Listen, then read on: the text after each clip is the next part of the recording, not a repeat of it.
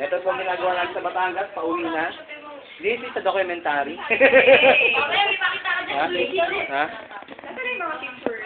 Si Ate Mona. Ha? Ate Mona. Ate Darlene.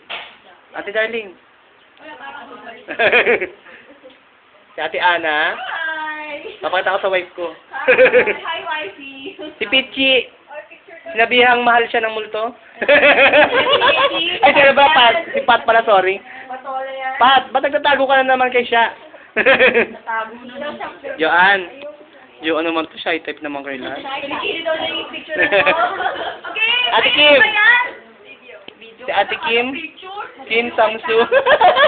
Ay, kay Sam. Kim Puet yan, Kim Puet. Si Ate Lorna. Ruth. Ruth. Ano? Kaway ka. Hi. Ang walang kakwenta-kwenta. Ang Lola Basta. ka-friendster ng misis ko. Oo. Friendster sila eh. Oo, pupunta kami dito.